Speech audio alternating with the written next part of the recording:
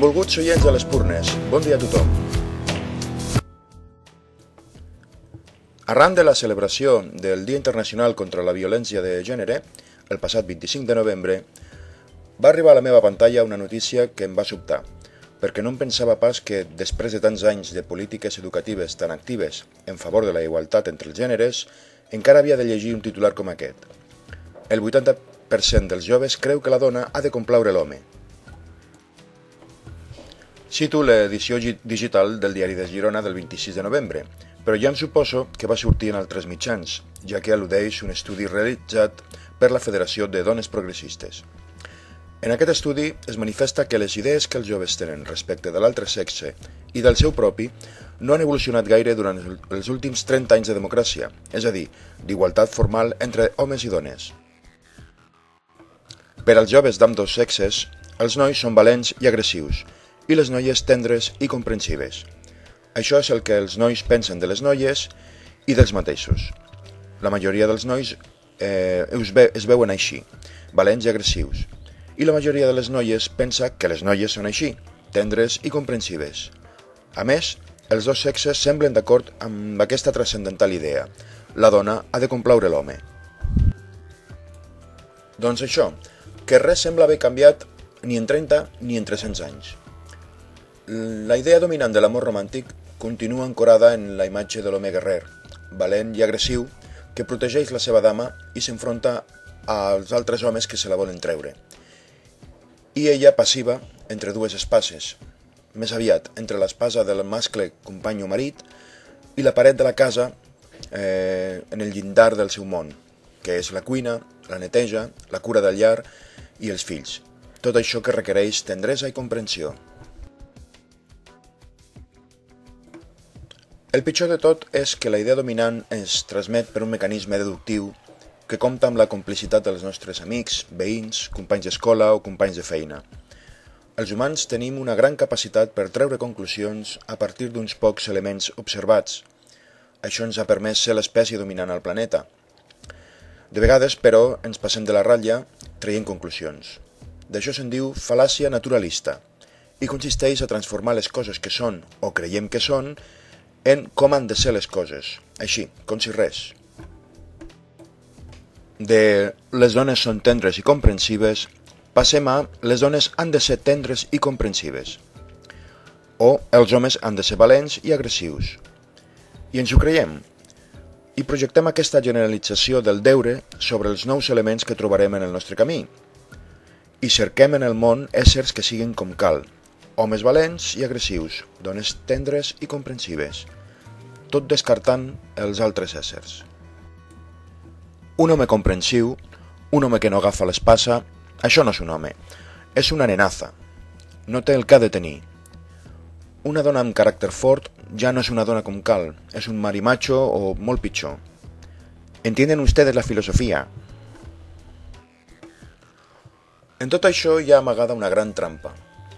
Si agafem una classe de nois i noies dels últims cursos de l'ESO o del batxillerat i els expliquem la teoria domèstica d'Aristòtil, que era sobiranament masclista, tothom la trobarà perversa, deplorable i inacceptable.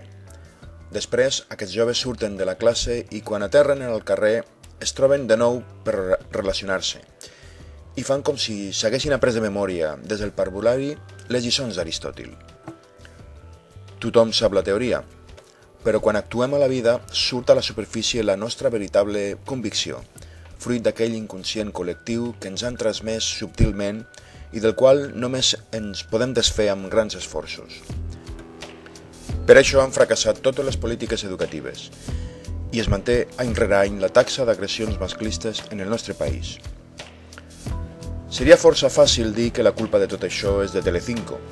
Bé, sí, segurament la televisió té molta responsabilitat en la transmissió d'uns valors determinats que es fan més atractius perquè passen per la pantalla.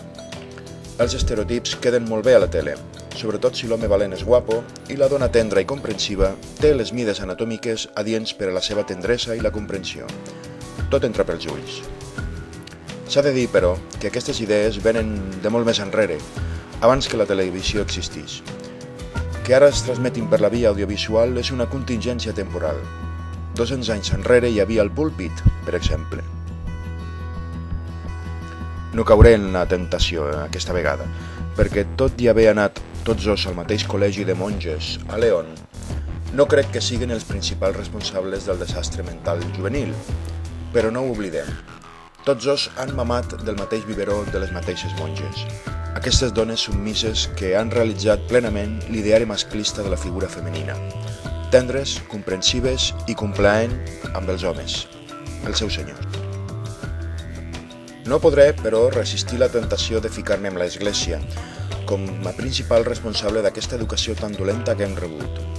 Ho dic perquè l'Església manté postures força radicals sobre aquesta qüestió i amb força agressivitat verbal. Esmento allò que va dir l'arquebisbe de Granada, Javier Martínez, ara fa 2 anys, en una homilia nadalenca. La dona que comet un avortament, va dir, da a los varones la licencia absoluta, sin límites, de abusar del cuerpo de la mujer. Y afegeix que el varón tiene entonces autoridad absoluta para hacer lo que quiera con ella y su cuerpo. Aquestes declaracions públiques varen generar un bon enrenou. Amaguen un gran ressentiment contra la dona, el ressentiment del mascle que ha perdut el poder absolut sobre la dona i espera, amagat, que la dona cometi alguna falta per recuperar-lo i exercir-lo exemplarment, com abans, amb la impunitat d'abans, de no fa gaire temps. No cal que us digui que aquest senyor continua sent arquebisbe. No li ha passat res de res, tot i haver-se acostat perillosament a la incitació del delicte. Continua exercint el seu ministeri al servei de l'Església i per a la millor glòria de Déu, en defensa del matrimoni tradicional i de la dona tradicional, aquesta dona tendra i comprensiva. Si fem una recerca a la xarxa, encara trobarem una homilia recent d'aquest arquebisbe del setembre passat, on diu que és millor estar mort que viu, perquè al cel no hi ha ministeri d'Hisenda. Si us voleu passar una bona estona amb aquest senyor, us recomano l'adreça www.arzobispodegranada.es, on trobareu una sèrie de documents seus plena de reflexions d'aquestes que et fan pair un bon àpat pesat. Bon dia i bona sort.